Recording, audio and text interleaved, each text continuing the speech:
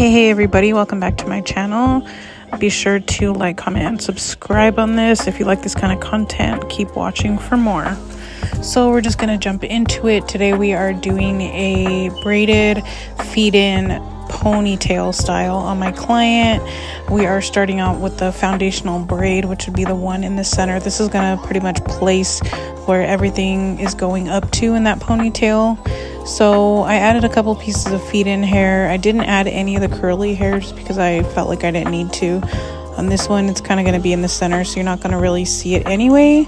So the second thing that I'm going to do is I'm actually going to part all of my sections in the front. So I pretty much made 4 quadrants, and so I'm gonna figure out where I want all of my partings to be. Right here I'm working on a bang piece, so I parted that piece and then I went ahead and started braiding. Added a couple of pieces of curly human hair to the front, and this really makes the hair look cute, just makes the whole style what it needs to be. My client did decide on the picture that we decided on was a ponytail, but I always add my own way of doing things to it, and my clients are gracious and allow me to do that. So it looks like the picture, but not exactly like the picture, if you know what I mean. I feel like a lot of braiders do that just to kind of make it your own. This is a simple style, however I just added a couple little different twists and turns to it, nothing really too crazy. So today I'm going to be using Suavecito, which is my pomade, and I really like to use this type of product. It works really good in the hair as well. It holds really well. I want to mention that I'm not braiding all the way to the ends. I'm kind of leaving it a little bit past halfway so I can curl the ends.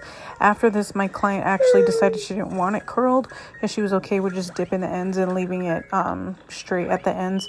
However, you can always dip the ends and give it a curl if you would like to.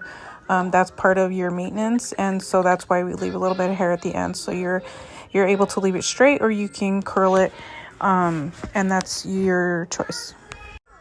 So here I'm showing you as I'm parting the hair. I am also molding the hair. You can see my comb. I kind of broke off a couple of the teeth. There is combs that come like this, but if you don't have one that comes like this, then this is actually a good way to just break off a couple teeth in the front, and then it kind of gives you that really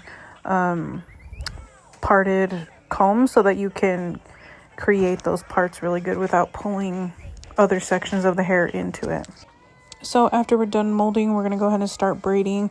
So the way that I braid is I take 3 pieces in the front, or I take 2 pieces and I create 3 pieces out of them in the front, and then I begin adding my feed-in hair. Some people will use different size feed-in hair for the front, like a little bit of smaller piece and then add bigger. I kind of like to keep it all symmetrical for me.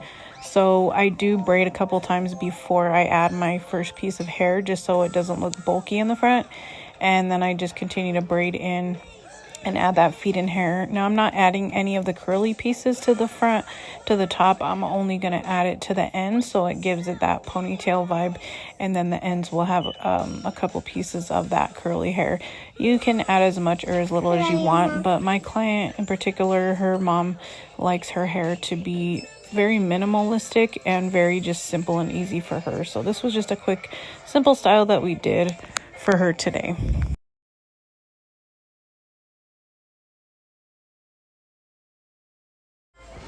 So here I'm just showing you that towards the end, the hair starts getting a little bit bulky, just because her natural hair is thick, and then we're adding the feed-in hair as well. So make sure that your sections that you're adding of feed-in hair are not super thick amounts of hair. You want to use hair that's kind of a little bit on the thinner side, because their natural hair is thicker.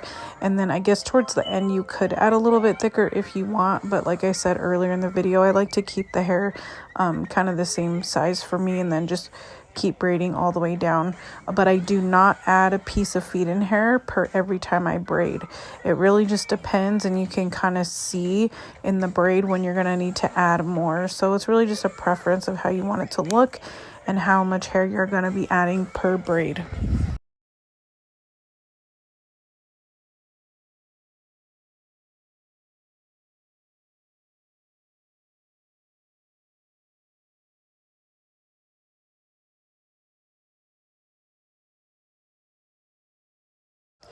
So this part at the end is really important. I actually like to braid it down where it's thin enough where I can create a little knot at the end.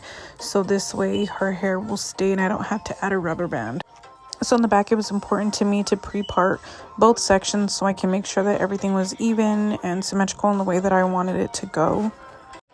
I had my seat tilted back a little bit, as well as having her sit to the side so that it would be easier for me to work on the back so she wasn't in an awkward positioning. A lot of the time, she was pretty comfortable.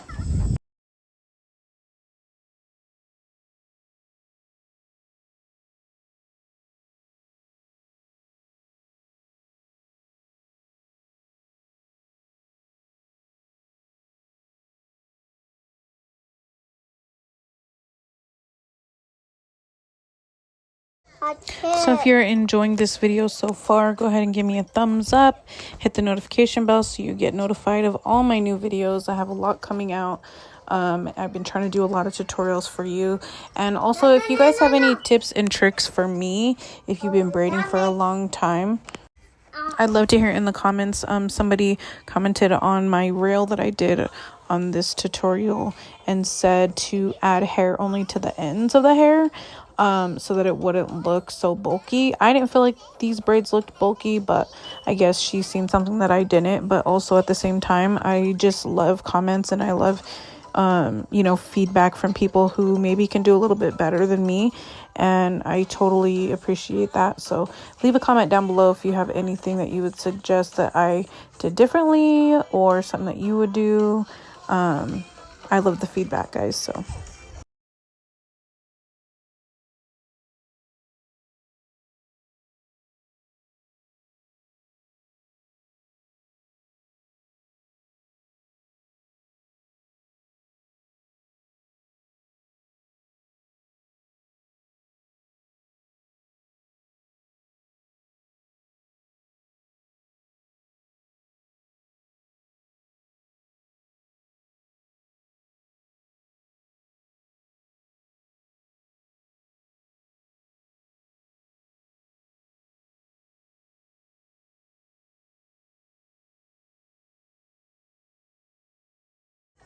and this is the last braid.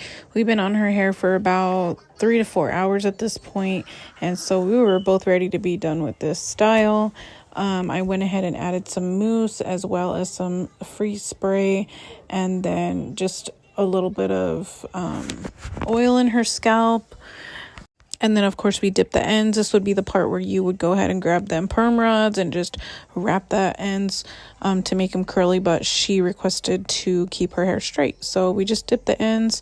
And you can't really see the curly pieces right here, but there is curly pieces in there. Like I said, her parents did not want a crazy amount of curly hair. They just wanted a few pieces, just enough to keep a cute little style. So...